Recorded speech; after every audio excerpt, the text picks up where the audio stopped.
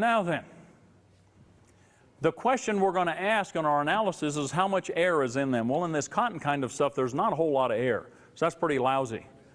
You take a look at down and you say, boy, down, big puffy feathers and all those things. Wonderful amount of trapped air. Down is beautiful in that regard. How about wool? Wool's a fairly dense kind of thing when it's woven, turned into felt, when it's hammered into felt, or when it's woven into sweaters and things like that. It's still pretty heavy stuff. And we said we'd like to have something that's thick and lightweight, so it's mostly full of air. But wool does have some air in it, and so it's okay. But you've commonly heard this general statement that says, wool is the best thing to use because it is what? Warm when wet. Yep, everybody's heard it. It's out there. Folks, that's a wives' tale. Now, I didn't say it's totally false. I said it's a wives' tale. This is why it's a wives' tale. A wives' tale is something where you take a general small set of facts, a truism, and you make it into something bigger than it really is. And when you say wool's the best thing to use because it's warm and wet, that is a false statement. If you're comparing wool to cotton and down, it is far superior. So if your choice is cotton, wool, or down, go for the wool. In terms of how it handles moisture, it's much better. Well, some people say, I don't know, how could we prove that? Well, it's real simple. Suppose I have this dish of water, and I take myself a piece of cotton fabric, whatever it is, and you throw it down in that water. What does it do? Yeah, well, it sucks it up, goes right to the bottom. I mean, you're talking 3, 4, 5 seconds, boom, it's on the bottom, full of water. Okay, that didn't look real good in the wet test. So let's take, let's take some feathers, some down, and let's sprinkle a little bit of our feathers in there. And what do when I sprinkle them down in there? And people say, now wait a minute, ducks float. How come ducks float?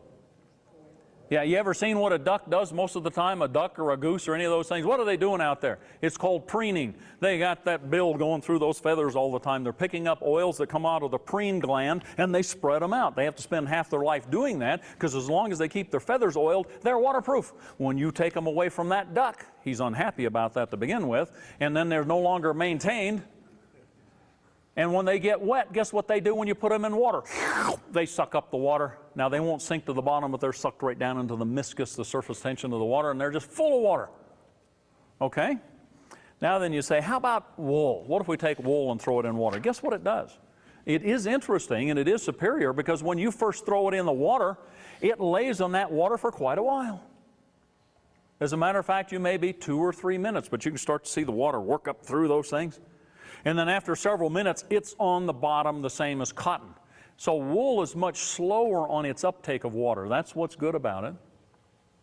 And when it does get wet, it doesn't swell up and collapse like down and like cotton do. So it actually is warmer when wet than cotton or down. That is a true statement. But compared to some of the other things that we have available to us, it's not nearly as good. We have the synthetic materials, and that's what I want to use primarily for my insulation, all synthetics. The primary synthetics that you have, you've got polyester, polyurethanes, and polypropylenes. Those are all available. Now then, the most common is polyester, all these white puffy kinds of things. They come with all kinds of names on them. They're polar this and polar that and thermal this and thermal that. They're all polyesters. How can you tell? Read the tag. It'll say 100% polyester. Basically the same material, just formed a little bit differently. They're primarily used in puffy batting materials like this, or they may be woven into a fabric. You have the polypropylenes that are primarily woven into some fabrics. And then we have polyurethane that we use. Now then, the insulation of choice. I want to get you to the bottom line very quickly because I'm going to tell you this. If you do what I do, you can do what I do. You can do some amazing things. I'm going to choose to use for my primary insulation throughout all of my cold weather clothing, open cell polyurethane foam plastic. Now let's do a little water test for just a moment. You say, well, I don't know about this stuff. Suppose we take some of this polyester batting material like a Qualifill or a Polartec or one of those and I throw it on a dish of water. What does it do? Absolutely nothing. It just lays there. In fact, it'll lay there forever. Now, will the surface be wet where it's in contact with the water? Of course it will be. It's not material that we would say is perfectly hydrophobic, where it has hydro-water, phobic, fear of or dislike of. It will in fact be wet where it touches the water, but it doesn't suck water up into it, doesn't wick it into it. Suppose I take some of this foam, and some people say, now wait a minute, that looks like a sponge to me. We'll try it. Take it to a dish of water and just lay it down on that dish of water and see how long it floats there. You know what it'll do? It will float forever. Now, will it be wet where it touches the water? Of course it will be. It's not perfectly hydrophobic. It'll be damp on that surface. And if you push it down in the water and squeeze the air out of it and let go in there, it'll fill up with water, and you pick it up and it drains down. The water runs out of it. But it has some very, very special properties in what it will do in clothing, and that's why I use it over anything else. Now then, if you do your own test, if you're going like, I don't, you know, on the synthetic issue, what you should do is get yourself a cotton sock, a wool sock, and a nylon sock. Nylon, polyester, polypropylene, acrylic, any of those blends will be fine. Just 100% synthetic. Put them in the water, get them wet. Take them to your dryer. Throw them in the dryer. Turn the dryer on.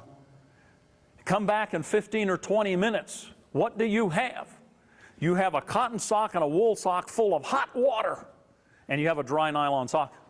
And you have to throw the cotton and wool back in there and let them grind away in there for 2 hours at 140 degrees to bake the water out of them. What's the problem with water in winter clothing? What did I tell you? The thing that we're going to use for insulation is just air. That's all that we want, trapped, stabilized, non-moving air. And if I take a little bit of air out of my clothing and replace it with a little bit of water, guess what? I don't have a little impact. I have a huge impact because water transfers heat 25 times faster than air. So you take out a little bit of air, put in a little bit of water, huge impact on your insulation value. So moisture management, how clothing and insulations handle moisture, is of critical importance for your survivability in tough situations. Again, if you know what I know and do what I do, you can have the experiences that I have. This is not about me being a tough guy. It's not about me being smart. As a matter of fact, I've probably done about everything wrong you can do out there. It's just that I don't like pain, so I learn from those experiences. Winter is not a threat to me. It doesn't have to be a threat to you. The dead of winter, as a matter of fact, there's some tremendous advantages to the cold and to the winter over the summer. Well, let me give you some ideas here. Show you some things for a moment.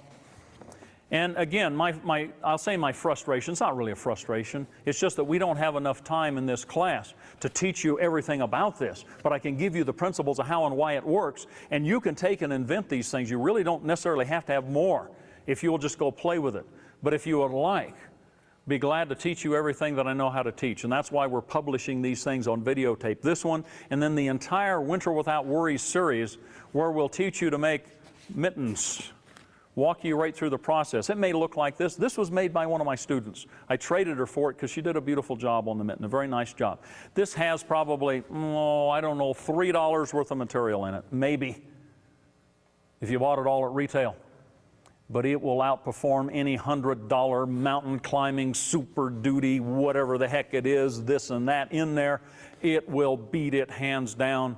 You can make it yourself. A little bit of time, $3 worth of materials. Or it might look like this. This is one that I designed, made. It may be a little simpler like this. Or let's get a little simpler. How about this one right here? I mean, this is real simple. Ugly. It's the pot holder mitten.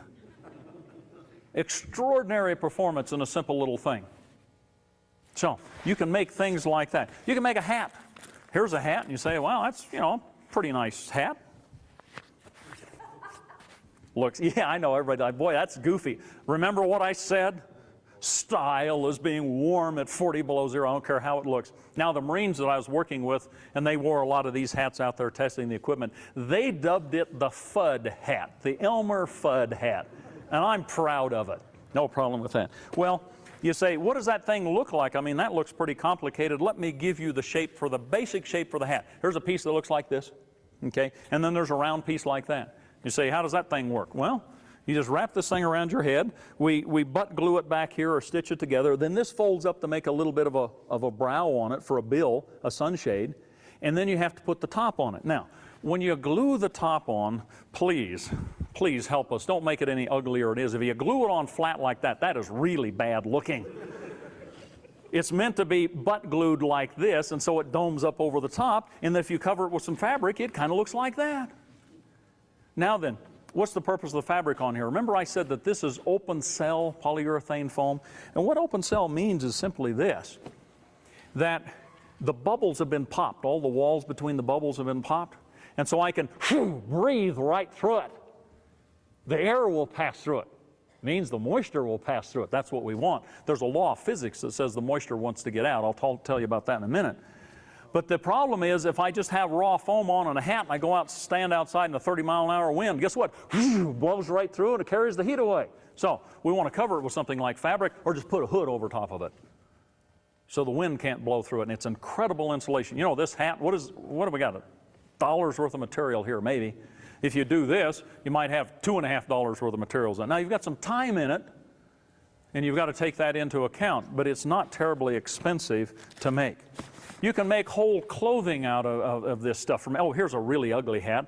This hat right here was made in an emergency class that I was teaching about where do you find this foam. You know why this foam was so important? It's all around you. Now, it may not be the best quality foam because not all foams are created equal, but there's a lot of this urethane around. If you get stuck in a blizzard in your car off in the hills out there, and if you have, guess what, folks, a pocket knife, I'm going for the foam. You know where it is? It's in the seats and the headliners and the door panels in there. This will save my life because I'll make my clothing. If I go down on an airplane, if I'm stuck on a snowmobile, snowcat, or any one of those things out there, guess what? I'm going to make clothing. Now, I should be taking those things with me if I'm going into that situation because I believe in being prepared. But if I got caught out there for some unusual reason, you can create it. It's in your couch at home. It's all around you. You just need a few tools to work with it. That's why this stuff is so important. Okay, now then, it may be some very simple clothing. You say, well, I'd like to take care of myself from head to foot. Well, here's one.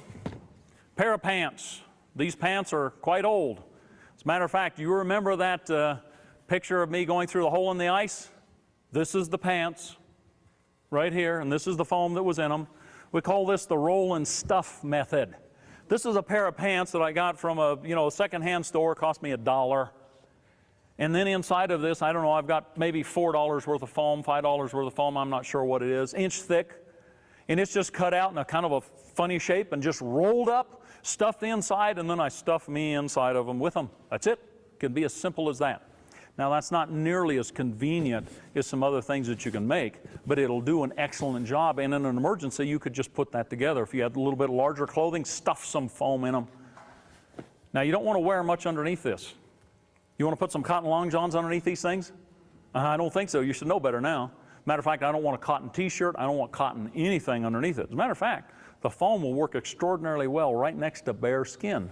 And that's where we used to be, next to skin. Don't try and put things underneath it because it'll mess it up. Now, you can use a little bit of very light, synthetic, open mesh type of fabric inside would be great. How about, what's the thing that usually gets the coldest on you? Feet. Feet. Okay, freezing feet. Now then, how do you take care of your feet? You make footwear. I showed you earlier on what I said was a boot that was rated for like 40 below zero, and I said, I don't buy into that. As a matter of fact, I'll give you the rating on this boot. If we're trying to compare apples to apples on how we would test, their hang tag says 40 below zero. That's what they say. They're welcome to say whatever they want. My hang tag says 28 above zero. My rating system and how I do it. This is a 28 above zero boot. This is a 60 below zero boot, a real 60 below zero boot. It might look like this one I showed you. I designed this boot. Really, it's designed by my father and I. He's the foundation of all of this. But there's a boot that's an honest 60 below zero boot. You can make one that looks like this. Here's one if you got a bigger foot, looks like that. Here's one made by one of my 10-year-old boys a number of years ago. I don't have any 10-year-old boys left right now. They wanted to go snow camping with Dad. They had to have the footwear to go. I'm not going to take them out because if they have cold feet, they keep me awake at night crying. No, it's not really that. I don't want them to suffer. I'm not into pain. I've suffered. I've done that. So they make their own footwear. The stitching on here was done by them with a hand sewing awl, because people, how do you sew that together? Hand sewing awl. Put it together. You buy an awl for, I don't know, 10 bucks, and then you'll spend an hour sewing it together. And you say, well, I don't know, that looks so complicated. Look at that shape. I mean, you got all this boot shape to it. I mean, look at that. How do you figure out the pattern for that thing? Well, the first thing you've got to have is some kind of a sole on the bottom. And you find those. Where do you find them? Well, it could be an old pair. I'll tell you what, get one of these things right here, cut off the top, throw it away, and keep the bottoms. I promise you, I've done that. I bought them new. I'm so desperate for soles when we've gone out. I paid $90 for a pair of boots, cut off the top, threw it all away, and kept the bottom because that's the only way I could get a sole at that time. Another option is to use the overshoe. Have done those for years. Overshoes actually make a very good sole. They're fairly economical. Even if you had to buy one new, probably $25 or so. But guess what? Go around to the garage sales and the secondhand stores, and you're looking for one of these galoshes that has a buckle ripped off. And they think, I don't know, that's probably junk. They'll sell it to you for 50 cents. I'm going like, hallelujah. I was going to throw away the top anyway. See, all I want's the bottom. Now then, you say, okay, you got all that complicated shape. Would you like to see the shape? It's a tube, straight up and down. How do you get the foot shape? Put a strap on it. Put a strap on it. Put a cord on it. This is straight up and down. It's just got some laces on it. You see, this is easier than you thought. So I want to give you some hope. You're going to have to hand sew it on. You could take it to a shoe shop and they could do it too, but I really would like you to sew your first ones on so that you'll know how to do that and you'll have the tool to fix it if you have to. Put a strap, put a lace or something like that. Okay. Now we've done that and you say, well, golly, you got this sock inside of those things. Yeah, I make some socks. But let's take you to the very simplest place to begin. Now we're going to use inside of this the foam. You see it all over the place, right? Here's the sock. That's it. It's a square for an adult size, about 29 inches would be about right. Now it's got a slit in it right here, and this little slit, that's a high-tech option for you guys that are into computers and the internet and things like that. This is the high-tech option. You don't have to have it, but it's nice to have because it's free. And you say, well, how do you work with that thing? Well, it's real simple. But what I'm going to do is one of these flaps on here, I'm just going to fold it up like that. Fold this thing across here, fold this other one up. See, now I can step down inside of that thing, put my foot down in there, and then what do? Wrap it around my foot, stuff it inside of the boot that holds it together. Again, it's rolling stuff. It's the simplest way to do it. Now, that's not as convenient and easy to work with as some other things. $3 or $4 worth of foam for both feet. A used overshoe sole on the bottom or moon boot or something like that if you find a used one, so you got a couple of bucks into that. The most expensive thing you'll probably buy is some of this fabric, a nice non-waterproof, non-coated, heavy-duty kind of a packed nylon cloth would be great. You might pay $6 or $7 for, you know, a yard or so of that. And then some laces and buckles, however you want to do it. You know, you could do it with laces, you can do it with buckles. You could be into it as little as $15 with a little bit of scrounging.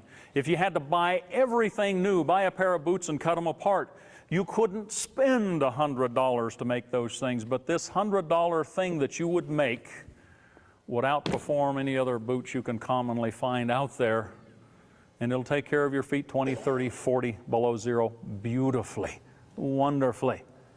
Why do I rate this boot as a 60 below zero boot? Been there, done that. Keeps my feet warm at 60 below zero. I've worn them continuously, the footwear, the clothing, and everything, day after day after day, 24 hours a day, without ever taking them off. Now let's talk about clothing a little more on this, because I'd like to give you hope that you can make things if you would like to. There's some things that you can buy, and if you like to buy them, please, but get it however you have to get it, I believe, at least that's where I am. We make a thing called a thermal john, a TJ. I've had a lot of students hound me for a long time, and they've said, Phillips, will you make this stuff so I don't have to? Okay, so we do. That is available, the thermal johns. But you can produce your own, you can make your own, that's called an inner thermal liner, if you would like, and it really is the same thing. Thermal johns look like this. It's just underwear. There's underwear. Now, I emphasize this is underwear because it's supposed to go inside of something. It goes inside of a shirt. It goes inside of a windbreaker shell or something like that. This is underwear. Goes in there next to you very little or nothing underneath. Now on the bottom, some briefs or something like that would be good for sanitary reasons, so you change those things out and wash them. But this is underwear. Don't try to put a lot of stuff underneath it. This will outperform anything else that I know of. If I knew a better way, I would do it. I don't know of a better way. Now, what they can look like is, let me show you the earliest of these that really has become to be known as the thermal johns or TJs, or the inner thermal liner that you can make. This was my first sewing attempt at an inner thermal liner. My wife always hates it when I show this thing. We call it my shirt of many colors. It has a bunch of scrap stuff laying around. It's all synthetic, all polyesters in this case, and some half-inch foam. Does a wonderful job. Now, in this case, half-inch is not full Arctic, but most people do not need full Arctic. Most people, we're talking about being stuck in an emergency at home, the heat is off, maybe for a day, maybe for a week, maybe for a month, maybe for 10 years. It doesn't make any difference. You know what my attitude is? If the power goes off and I don't have any heat, boy, my bills are going to go down. This is cool. My utility bills just went to zero. This is a good deal. I'm not threatened by the winter. It's inconvenient, but I'm not threatened by it. It might look like this. This is one that was made using a pajama pattern. Oh, 1973, 1984, 1999. Just a little bit of history on that. Now, if you want to make your own equivalent of the thermal john, it looks like this. It's not quite as nicely finished because working with a home sewing machine is a real challenge. They do not like sewing foam. But you can sew half-inch foam on a home sewing machine in a process that we can walk you through very simply, and how you'd put it. You can experiment with it if you want, but I've got a videotape on that that'll show you the process of how I made this pair right here. I am not a seamstress, but if I can do it, anybody can do it. So you can learn how to make your own if you would like. Now, how do we use these things? Let's talk about that very briefly. Whether it's in the thermal john or the ITL that you make, whether it's a roll and stuff kind of a thing like this, whether it's one of these things over here, let me give you some ideas on how you use that. First off, and I already said this as we're looking at it, when you put this stuff on, like on the bottoms here, don't put it on over a bunch of long johns or anything else. I don't even care if they're synthetic, so I'll put them on over my polyester long johns. Don't do that. That will detract significantly from the performance. And I'm going to show you some of the significance in a moment. Here, I'm going to surprise you with a couple of things. Now then, when you put it on, you're in your underwear, but it looks acceptable, you know, when you're just kind of dressed head to foot in this stuff. So there we are in underwear. Now then, put something on over top of it, like a pair of blue jeans would be just fine. Just good old blue jeans like I'm wearing right here. And then on the top, just a shirt. And now somebody's going to say, now wait a minute, boy, you were hitting on pretty heavy on cotton a while ago, and you just put on blue jeans that are made out of cotton. I know. That's a shell. It's okay as a shell. It's not in the insulation. I can use cotton or wool as a shell fabric, and it's all right. Now, if I'm going to be going out into various extreme conditions, if I'm going to be above the Arctic Circle or one of those things, staying out there for days and weeks on end, I will not have any cotton in my clothing. I don't even have cotton thread that sews it together. I'm not picky about cotton in the performance.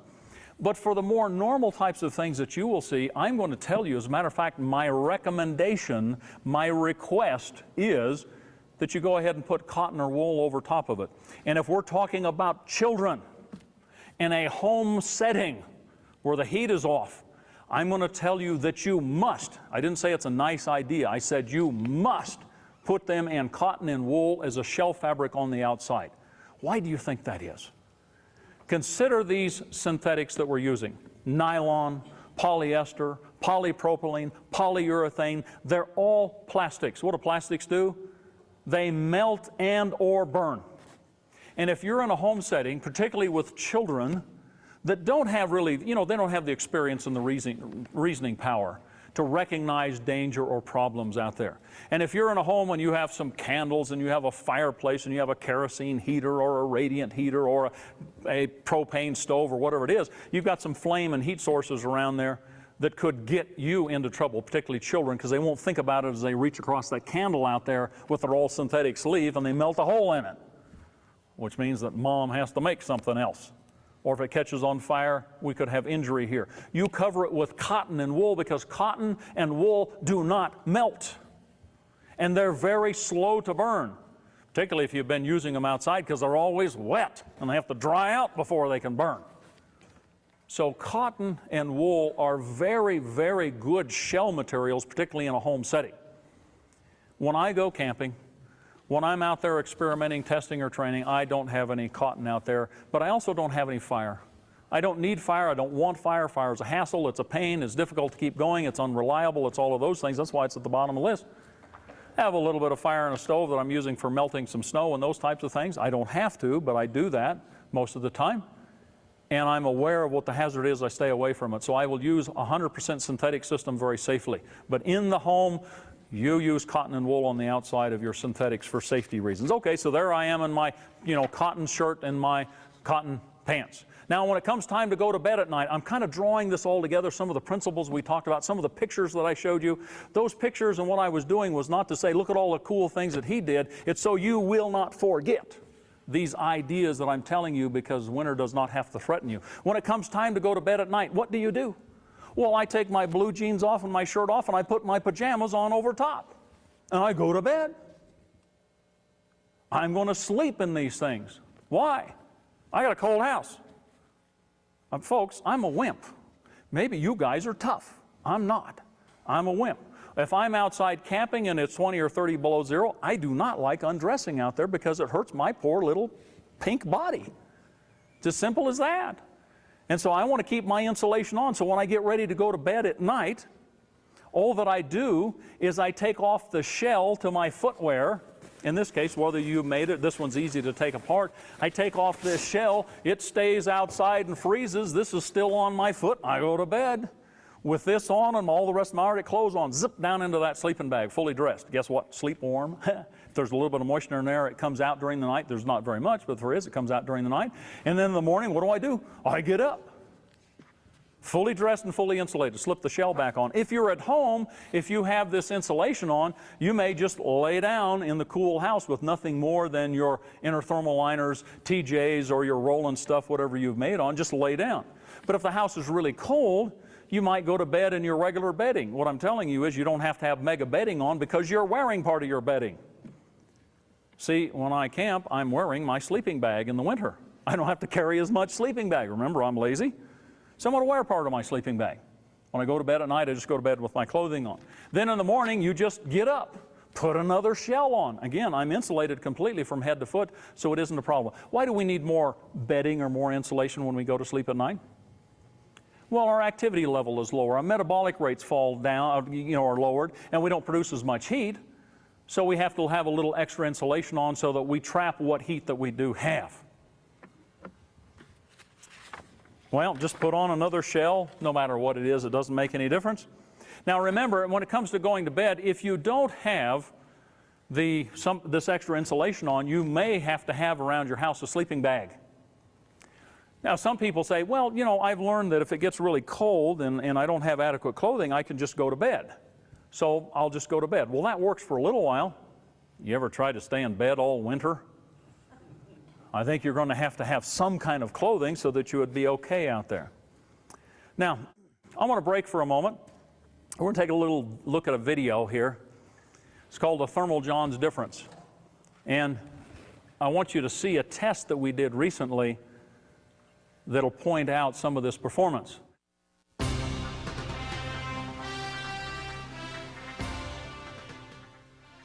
It all began in the early 60s. A thermal clothing technology that is changing the way people work, play, even survive in the cold. And now it's available to you. Articles praising and explaining the technology have appeared in Popular Mechanics, Sports Illustrated, Mother Earth News, and many more. This technology was so revolutionary that in December of 1989, Popular Science awarded it their Best of What's New in Science and Technology. We're here today to show you this exciting technology. We call them our Thermal Johns. They'll be warmer than anything you've ever been able to buy before. And not only that, but they could very well save your life. Now, we've selected a local freezer in a warehouse, as is obvious from the setting. And what we're going to do is ask Kim to come in. We have a couple of helpers today. We're going to outfit Kim in our Thermal Johns. There's the top, Kim. Here is the bottom.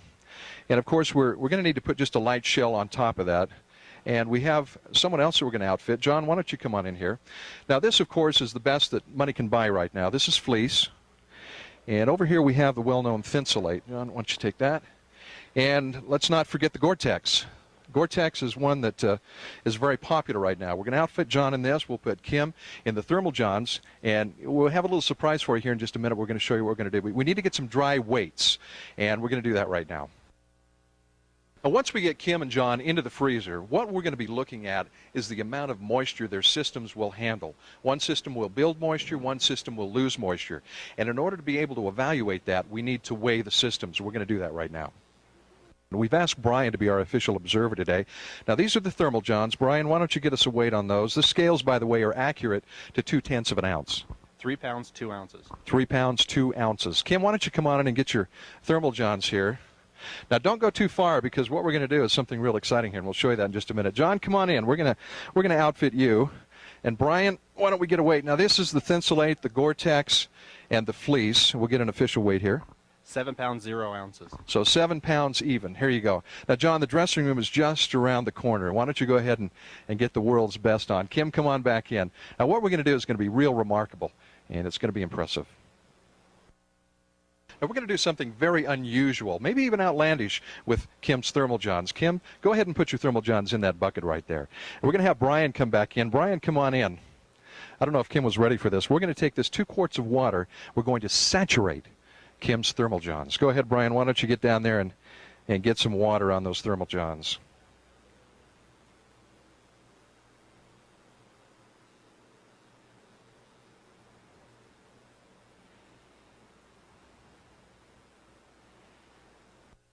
Okay, Brian, you got those Thermal Johns good and wet now? Yes. Okay, why don't you bring them on up? Let's see the water there. Okay, they're plenty wet. That's absorbed quite a bit of that. Kim, now why don't you take these? Are you ready to get outfitted in this? Oh, my goodness. Take them right over here, and we'll get them weighed. We'll get an official weight on them. Now that we've completely saturated the Thermal Johns with water, we need to get an accurate weight. We've put it back in the same bag, so everything's equal. Brian's going to get a weight for us. Let's see what the differential is. What have you got, Brian? It's 5 pounds, 12.2 ounces, or 2 pounds, 10 ounces. So we have 2 pounds, 10 ounces of water in the Thermal Johns. Kim, are you ready? Let's get you outfitted. Go put those on. We're inside of our commercial freezer now, as you can see. Temperature still well below zero. And momentarily we'll be talking with Kim and John and describe a little bit further about what this test is all about and how the Thermal Johns could very well save your life. We have brought into this commercial freezer some exercise equipment to demonstrate a very important principle, and that's the ability of systems to handle moisture. Now, if you remember, Kim's system, she's wearing the Thermal Johns. We're totally saturated in water. She just has a shell, just a typical shell on top of it like you'd wear for jogging.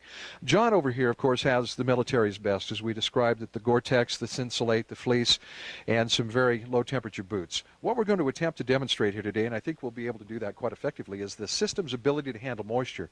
Now, Kim, because she's active, will be driving that moisture right out of her system. Now, if the moisture were to remain in that system, it could become life-threatening. We'll demonstrate how effectively the Thermal Johns move moisture.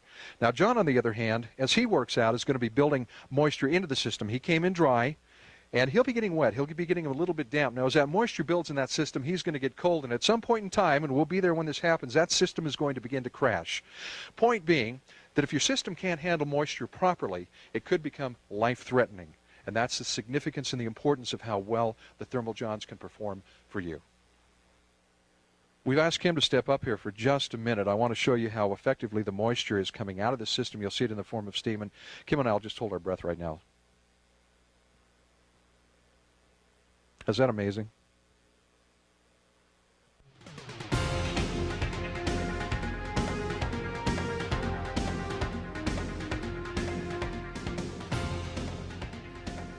Okay, we're back. And hey, Brian, how long has it been now that they've been exercising? An hour, 20 minutes. Kim, how are you feeling after an hour, 20 minutes? I'm fine. I have not been cold. You haven't been cold since you came in wet. Just my face was a little chilled from the exposure, but it warmed right up as soon as I started moving. So I'm great. You're doing good. Let's talk with John. John, how are you feeling? I'm a little chilled. My back is cold, and my feet are starting to get cold too now. Okay, so you're starting to feel the moisture build up now inside the system. Yes, I am. Okay. Now, don't forget, John came in dry. And we'll be back in just a little while to check on him again.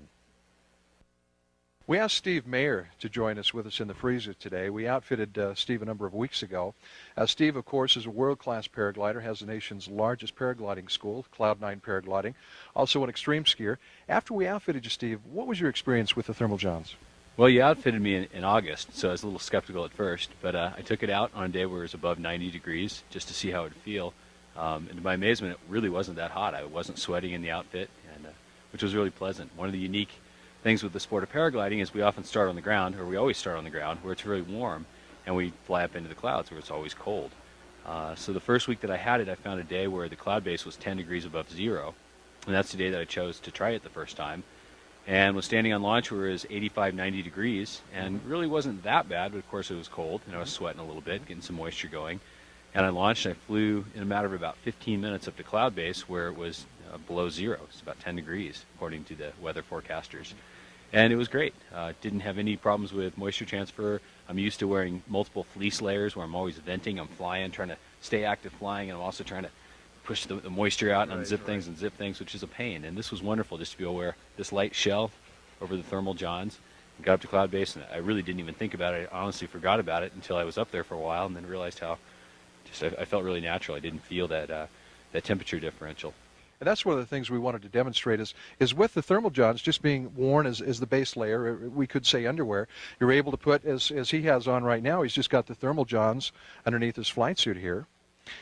Yeah, just right underneath there, and you'll be able to do the same thing for skiing. Exactly. Yeah, for skiing it's going to be wonderful as well. So simply it's just a utilization of the shell material. You're able to swap the shells out and just handle the cold that way. Exactly.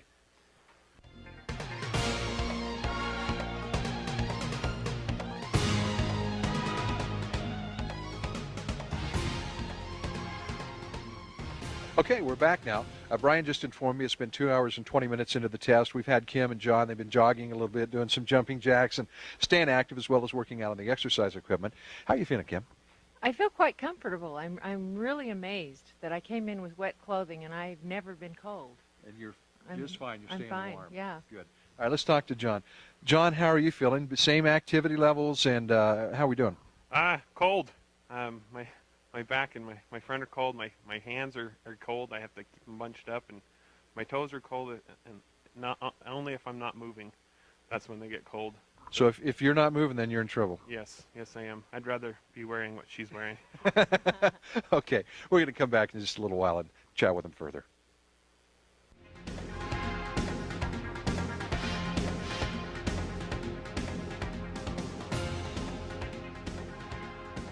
We're at 4 hours, 45 minutes into the test. It's time to get John out. He's going into hypothermia. We have some problems. I've asked Jim Phillips to evaluate this clothing system. Jim, would you open this up and see what's been happening inside the Gore-Tex and the Thinsulate? Well, the thing that we always see inside of this, and you can see right here, is the amount of frost that's built up on the inside. And if you can notice the wetting that's occurred on the surface of this inner garment, this insulated garment in here, how wet it is. Take a look at all the frost. Now I'm going to slip these off. We'll get you out of here in just a second so you can see this. But look at the ice on the sleeves, the arms. Pull the other glove off over there. Turn around for just a second, John, here, and you can see it may show up some of the wetting that's gone on. And then take a look at the ice inside of this. Now what we're going to do is we're going to bag this up real quickly and all the rest of these things, and we're going to measure how much is in here. Now we're dropping some frost. So John, why don't you go ahead and get out of here, because you're ready to get out, aren't you? Oh, yes, I am. John, how are you feeling? I'm frozen. I'm very cold. Okay. Go ahead and get out of here, buddy. 4 hours, 45 minutes into the test. We just sent John out. He had been driven into hypothermia, and we're here with Kim. Now, Kim, you came in wet. And you've been working out, you've been doing a little jogging and those types of things, and you've been pretty good all the way through. Mm-hmm. Like I say, the only thing that's cold on me right now really is my face. My lips feel frozen, but the rest of me is pretty comfortable. Jim Phillips, of course, was a developer of this system. Now, Jim, tell us a little bit about what happened here today and why Kim's okay and why John was not. The real story is not keeping people warm so much as how to keep people dry. If you're in for any extended period of time in the cold, Moisture buildup is what will get you into trouble. In fact, if somehow we had closed the doors and these two people had to stay in here, John really probably would not have survived. If he had been in here another several hours, let's say 24 hours, within 24 hours, he probably would have died. Yet Kim, although may have been some discomfort and you get tired of being in here, would get through okay because the moisture's got out, you can stay warm. It's moisture management that is the key, not just about staying warm. But that's a $1,000 system. That's the best that's out there. I know. Moisture management is things that people do not understand. The manufacturers, they really don't understand it, haven't maximized it. Now, what we're going to do to finish this off is we're going to take all of her TJs off and what she had on, put those in a plastic bag, and we're going to measure how much moisture is in there. We had a weight at the beginning. Now we'll see what's left. It isn't all gone yet. We weren't in here long enough to get it all out, but a big portion of it will be gone. And the message is you keep staying in here, it keeps going away. You'll completely self-dry, even at below zero, in conditions like this, which to me I think is still amazing, even though I've done this for years. Kim, you ready to get out of the freezer? I am. Okay, let's go get some measurements. On the lighter side, we just wanted to, while we were still in the freezer, outfit Kim and some other things that can be worn with the thermal johns. Now, in this case, maybe a farmer going out to milk the cow, we're able to do that. Other applications would be with ski gear or snowmobiling. With skiing, you can put the thermal johns on underneath your ski parkas or underneath your snowmobiling suit. A lot of applications for the thermal johns, and as you can see, we're not doing anything extreme other than just putting on different shells. We're back where we started at the weighing table, and Brian is going to weigh these for us. Now, this is the system that John was in. We're going to get a weight on that and see how much moisture buildup there was in that system. What have we got, Brian? 8 pounds, 2.6 ounces. From the 7 pounds, that'd be 1 pound, 2.6 ounces. So we picked up 1 pound, 2.6 ounces just of perspiration in that very expensive system that John had on. Why don't you pull it out? We got there's the fleece. There's the Thinsulate. And of course we've got the Gore-Tex. All right, now let's do the thermal johns. Put those on the scale. Okay. And what do we got? 4 pounds, 11 ounces. 4 pounds 11. That's a loss of? 1 pound, 1 ounce. So 1 pound, 1 ounce of water was transferred out of this system. These are our thermal johns, the TJs. And there's the system. And of course the shell is also in there as well. Okay, thank you, Brian. Appreciate your help. Now I might mention, Brian, come here just a minute. I might mention that the whole time we were doing this test, Brian, of course, was outfitted in the thermal johns, and this is all he had on, just his denims and this white shirt. Now, did you stay pretty comfortable through the whole thing? I did. Yeah, I wasn't cold. Occasionally my hands got cold when I was doing stuff and took my hands out of the gloves, but other than that, I was fine. Incredible system, isn't it? It's great. Let's go to the bottom line. I was thinking again. Now, the way John was and where he was at, the stage of hypothermia, he didn't have long before he'd be in serious, serious trouble. Yeah, he was losing ground and losing ground fast. And once you start that downward plunge, it accelerates, and he would have been in trouble very, very quickly. And again, if he'd had to stay in there, he probably would not have made it. I mean, you have to get to where you rescue him. He was slipping into some serious hypothermia. And that was all partially just because of that moisture buildup in the clothing, because as the moisture builds up, the heat is going to escape very rapidly. You've got to stay dry. That's the magic of the TJs. Well, we weren't here to do any kind of a fashion design program, but what we did do is show people how to be safe. And I guess the bottom line really is the thermal johns, as we said at the very beginning, could very well save your life. Thermal johns are intended to be used as part of a complete system. Appropriate headwear, handwear, and footwear must be worn as needed for the conditions you may experience. Now, this information is being provided without written, expressed, or implied guarantees as to performance or safety. It is the responsibility of each individual to use his or her best judgment concerning the performance and safety of this equipment for a given situation. The manufacturers and distributors of the thermal johns want you to understand that your personal safety and well-being is in your hands. Now, this video presentation was designed to demonstrate the unique moisture handling characteristics of the thermal johns under controlled conditions and to compare their unique performance capabilities with competitive clothing. You should never intentionally use them wet or in extremely cold temperatures that are beyond their normal operating range.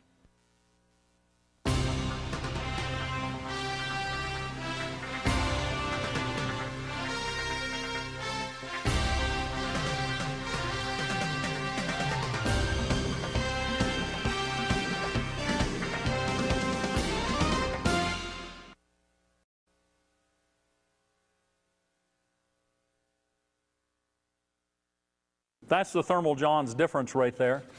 And I wanted you to see that a little bit so you'd get an idea that this isn't just a theory, but it is something we've been doing for a long time and experimenting with how we can get this stuff to people. Okay. Oh, I want to show you one other little thing right here, and I saved this for you because of a question that I was asked. Now, I'm going to come around front right here because I want you to notice something. Does anybody notice anything unusual about my dress tonight? Anything unusual? Now, I'm going to come right up front here. Would you just poke on that? What do you see there? I got them on. And I'm doing the class here, folks. Remember, I showed you the pictures. We went to the Arctic. We had our full clothing on. Now, this was 1 inch of the foam. Get on the plane right up to the Arctic, and I've done this several times now. When I leave home, I put my full Arctic dress on. Why? Because I don't want to have an extra set of clothing. It's in my backpack. I'm a lazy guy. I don't want to carry more than I have to. You might lose it out there, whatever it is. I leave home in full Arctic dress. And it might be well above freezing where I leave home. You're sitting around in these airplanes, and those things sometimes are 75 degrees in there. It's a little warm. And then when I get up there and walk off the plane, I wander outside. It may be 10, 20, 30 below zero. I don't care. The only thing I do is put on a hat and some mittens. And then when we came off of that trip, as I showed you in the picture, there we were, Los Angeles, under the palm trees. I don't know, it was 70 degrees, and we're still wearing this stuff because we didn't have anything else. They had arrested us if we took it off. So we're wearing it. But what I wanted you to see tonight is this. Here we are in this room. What is this classroom? I don't know, it's 72, 73 degrees in here. It's warm. But this blows my mind even now. I've been doing this for a long time. This blows my mind, even though I know what it's going to do. Been there many, many times, because I'm going to tell you something. My bottoms feel better than my top. I don't have it on the top. I have it off up here because I don't need it up here. And you would have seen it looked like I've been working out. So you'd have noticed. But on the bottoms, you didn't get it because I wear these kind of loose jeans. And here we are, and I'm comfortable, but my top feels humid, clammy, whatever it is. It's either warm or cool, but it's always wet. And my bottoms, although they feel a little bit warmer than I would maybe like them to be at absolute neutral, they feel absolutely dry. And so I'm more comfortable on the bottom than I am on top because I have this cotton shirt on up here and this thing feels damp. Now the reason I told you that is this. Here you are in a setting in your house, and it may be cold part of the time. And maybe your house gets to 20 degrees and you're very glad you have these things on. Maybe your house gets to 10 degrees. That's wonderful. Maybe you go outside and you work and it's 0 or 5 or 10 above. Maybe it's even 20 below. They work wonderfully at 20 below. It's not intended for you to sit around still at 20 below. But I'll tell you what, at 8 below in that freezer, we were very comfortable. And I was sitting around in there. I went in dry. I did the wet test earlier in there because I had to know if it would work before I put somebody else in it. So I had gone into the freezer with these on wet earlier. And I knew that I would dry out and that we would be okay even at those temperatures. Although that's outside the operating range. I consider ½ inch to be used at 0 and above. We were in there at 8 below 0. And while I was in there, I was tired, working long hours. And I had one of my sleeping bags with me, these foam sleeping bags, just laid it down on the floor in there. And I'd lay down 2 or 3 times and take little cat naps. I'd lay down over there and just kind of snooze for 10 minutes, laying still, perfectly warm. Never got cold, not even a bit of a chill in there in that time. But when we came outside and there it is, it's now 70 degrees outside, we have the same clothing on. Or in your house, you may be working where it's cold, and then outside, you come inside, maybe the house is now 40 degrees. Guess what? You'll be comfortable at 40 degrees. These really aren't intended to be used at 70. I mean, that's pushing the limit. But my activity level is low, so I can get away with it. That's what I'm trying to get across to you. That you can be safe over a very broad range of temperatures and some things that would look very, very threatening. So here's what we want you to do. If you are properly prepared for winter so that you will not worry about it, you're going to have to break some of your long-standing traditions and habits. You're going to have to change some of the things that you do. Do them differently. In other words, obey the laws of nature which were created by God, and they don't change, not the traditions of men in clothing. That's what it comes down to, and I just mean to be very open about that. If you obey the rules, you can do some amazing things.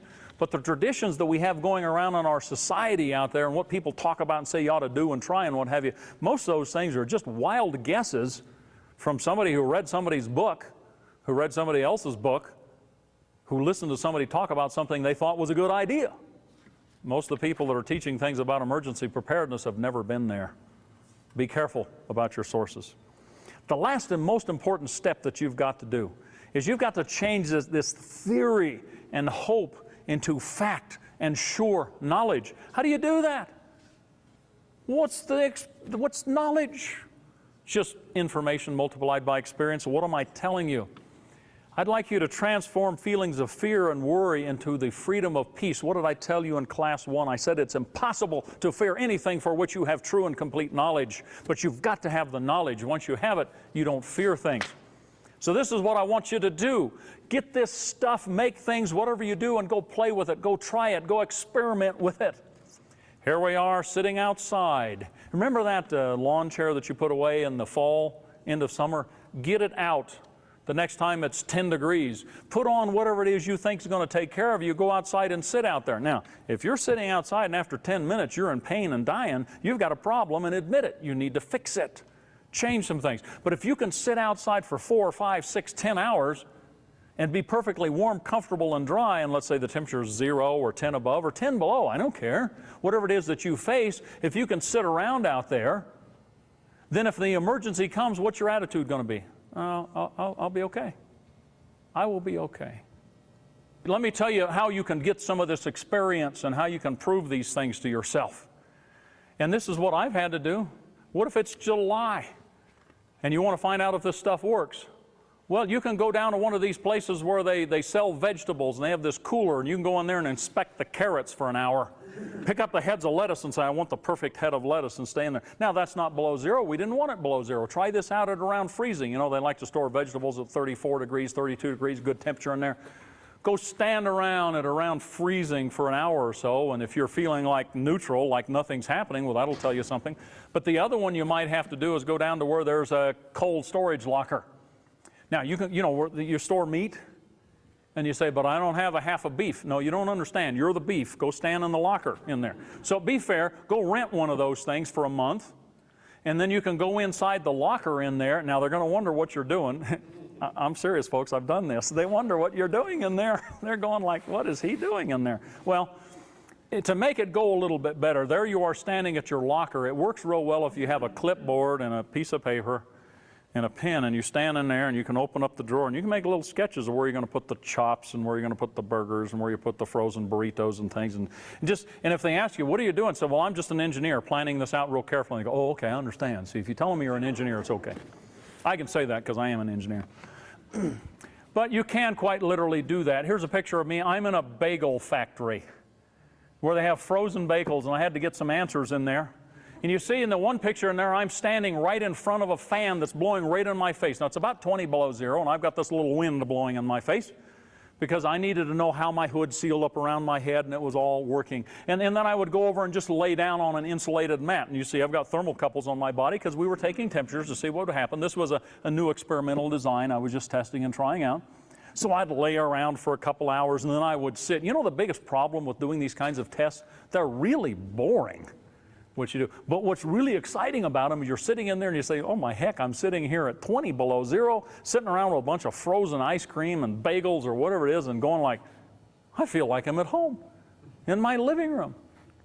Some people want to know about, well, what about your face in these cold kinds of temperatures? How do you take care of that? Well, the problem is if you have wind chill, you have to be careful with that. And there's a lot of other little things to talk about. Winter Without Worries, we go into that in depth in those modules in that class in that full 20 hours. But I'll tell you what, your face doesn't have much trouble unless you get some high wind blowing out there. If it's just calm or just a little bit of a breeze, the fact that you have everything so well insulated means that you have a good blood supply going every place, and you don't have much of a problem. Now, if I'm out in the wind, you remember that picture where I was standing on Mount Washington? It was 13 below 0. There was 110 mile an hour wind blowing, and I'm leaning into it in there. If you will notice, I had this snorkel hood that extended out here. We call it a face tunnel, but it's a snorkel hood that extends out from my face, and the wind cannot blow directly on my skin, because the only issue about wind chill is we just don't want the wind to blow directly on the skin because it can freeze very quickly. So I use a face tunnel snorkel hood over my face. Another thing that people wonder about, because we're talking about, you know, exposed flesh out there in the cold, and it's one of those kind of unmentionable things. People are going like, how do I ask this question, you know, and how do you ask them that? So they want to ask you, you know, kind of privately, like, how do you go to the bathroom when it's 40 below zero? Okay, well, let me tell you, here's how it works. Everything works exactly the same out there as it does at home. But here's the difference. This is what you have to do. My secret to taking care of we call it your personal field duties. Isn't that a nice way of saying it? Taking care of your personal field duties out there, here's the first secret.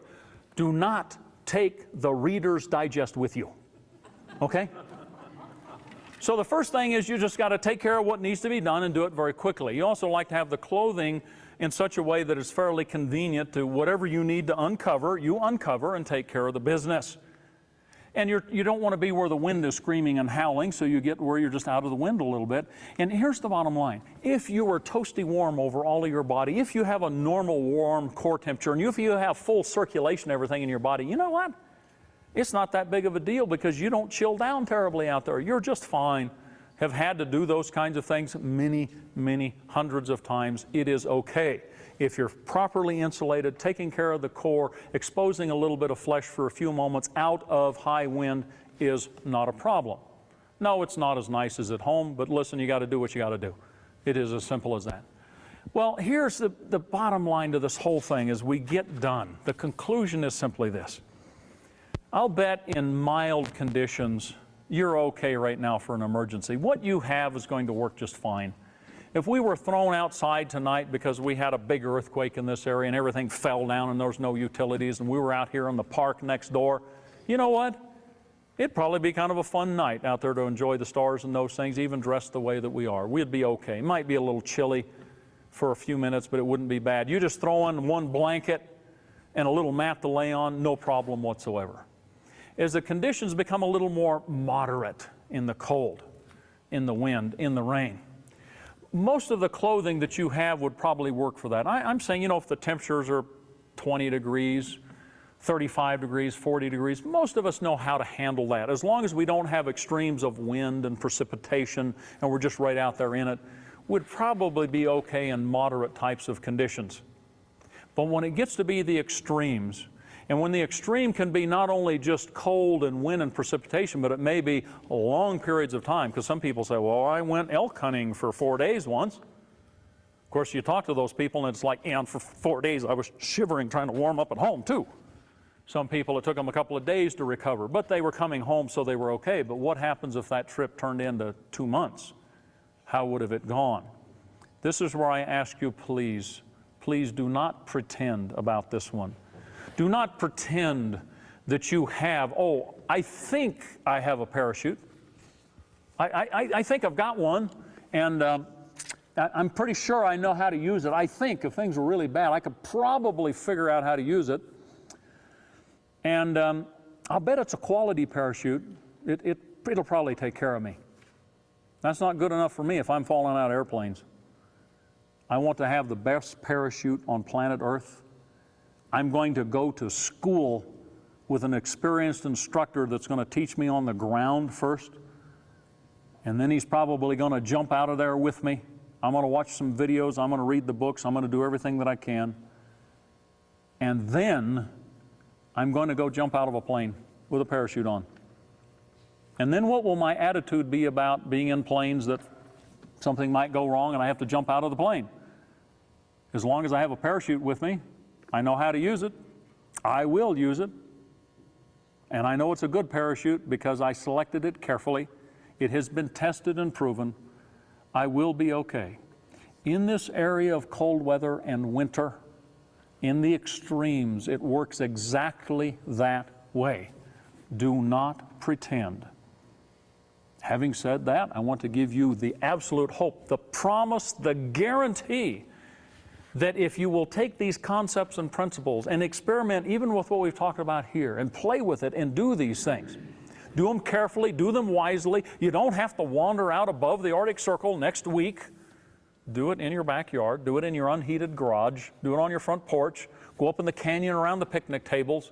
Do it a little step at a time until one of these days you know that you could live outside in the dead of winter, whatever conditions you would be exposed to, and live safely and comfortably without the necessity for shelter, fire, or anybody else there to help you, to save you.